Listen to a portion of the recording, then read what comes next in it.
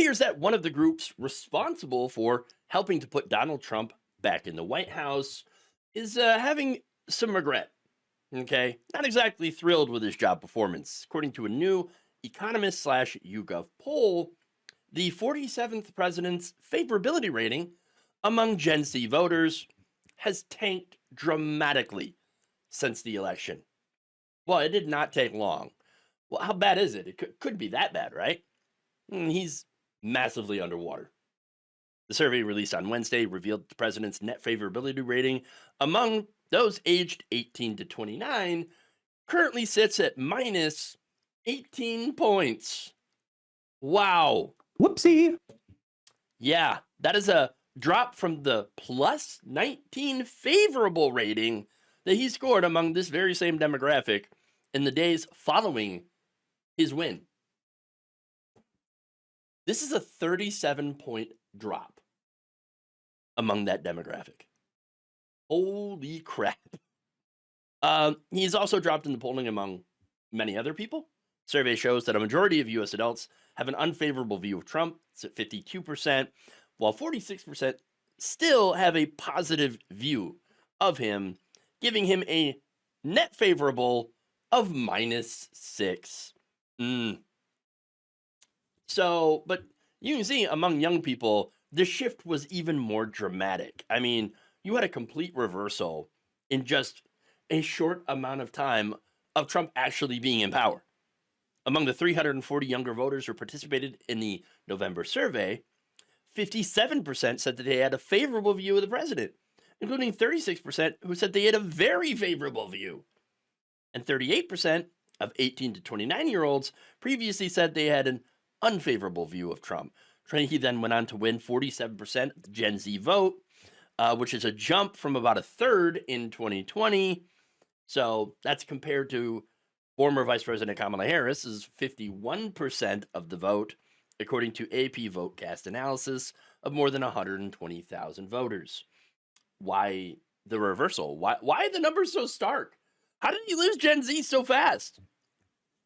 I got a couple of ideas.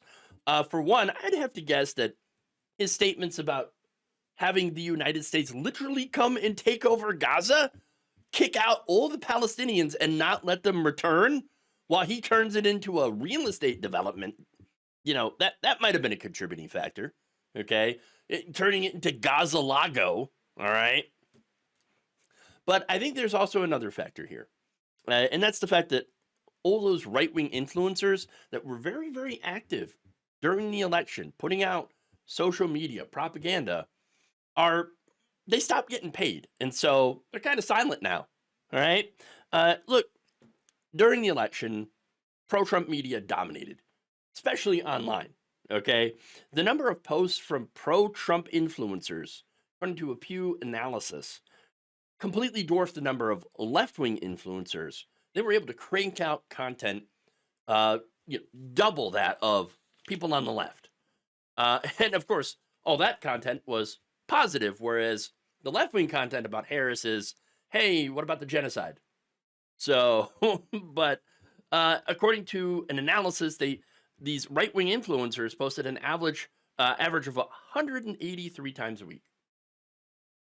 Left-leaning influencers, meanwhile, posted just 72 times per week on average, less than half as much as their right-leaning counterparts. That is huge. All right, especially considering about 1 in 5 Americans now get their news from social media influencers. Okay, of those, they tend to be younger and less likely to pay attention to traditional corporate media. That's very important. Okay, and so look, the Trump administration, Republicans, they knew that, they saw that, and they're like, well, nobody trusts mainstream media. The mainstream media hates me, because it's true. And so, hey, I'm going to go on Joe Rogan. I'm going to go on Theo Von's podcast. I'm going to reach out and I'm going to play the social media game, to which, by the way, President Obama was the first one to actually really push social media while the, Republicans were still doing the cable news circuit. Okay. And Obama did very, very well. Republicans have learned from this and was like, hey, yes, we're going to go social media, we're going to go online, and we're going to completely ignore the mainstream media that everybody hates anyway. And it worked. It worked. It was extremely effective. Okay. The Trump campaign made a huge effort to reach voters there, especially young voters and Gen Z, while Harris pretty much opted to stay in the safe, comfortable, traditional media bubble. Okay. Now, what also played a huge role in this, no doubt, was Elon Musk buying Twitter. Okay. Twitter was the go-to platform for political news influencers during the 2024 election, according to Pew. 79% of all posts analyzed in the study came from X. Just 8% were posted on YouTube, and just 6% were posted on Facebook. So, yeah. But there's more. What about TikTok, you might ask? Instagram and TikTok actually only accounted for just about 7% of social media posts that mentioned either Trump or Harris.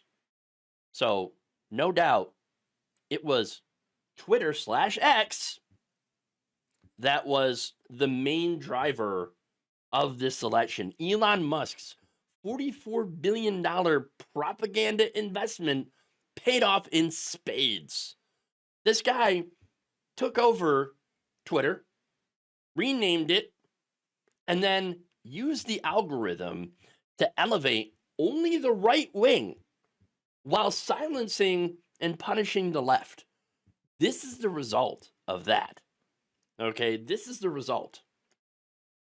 Now, that said, there are other factors, getting back to Trump's slipping in the polls for when it comes to Gen Z.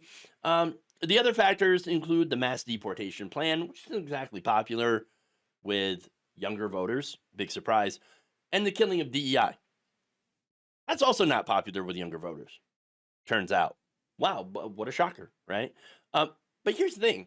This is all stuff that he planned on doing, going after DEI, mass deportation.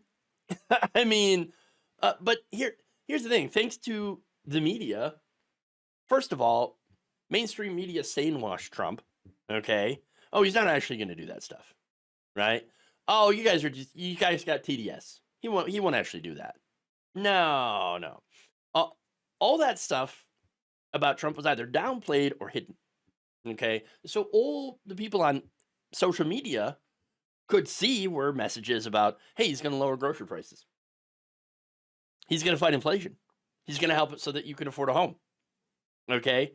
And they also saw how, Kamala Harris, she's going to introduce a new draft. She's going to send you off to war in Ukraine or something, okay? This was all BS. And by the way, a lot of that BS was funded by the Russian government. That's another thing. It has been proven that Tim Pool, Dave Rubin, Benny Johnson, and many others on the right were getting Russian money. Look, Gen Z and that Russian money went to, of course, pay these people to lie to young people, Gen Z. And so that's the result. Now, you add that into the mistakes the Democrats made in supporting the genocide in Gaza, supporting what Joe Biden was doing and giving all the weapons and money to Benjamin Netanyahu. And you have the Democratic Party that completely ignored young progressive leadership, tried to crush young progressives everywhere they could, and doubling down on legacy media. It meant that the Democrats could not meet young people where they were, because they looked at young people and said, well, we don't need your votes anyway. F off.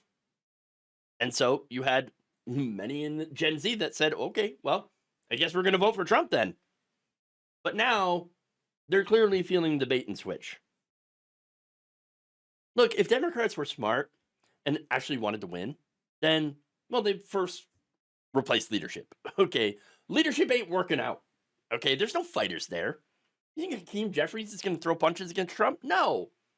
You think Jerry Connolly, who's fighting cancer right now, is going to have the energy to take on the excesses, the corruption of the Trump administration?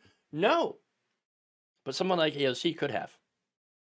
But she was passed over. They need to replace that leadership.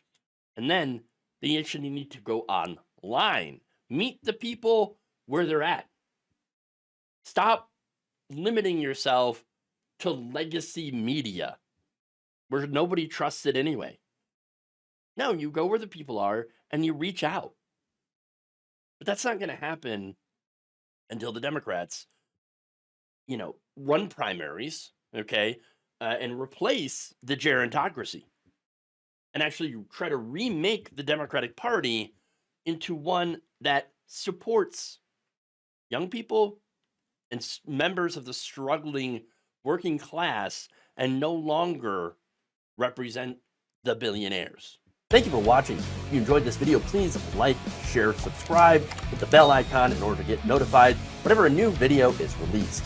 And if you want to support independent, progressive media through this difficult time where it seems like everybody is shutting down, you can become a member on our YouTube page, you can become a subscriber on Facebook, or you can go to my Patreon. It's patreon.com/Jeff Waldorf. Thank you.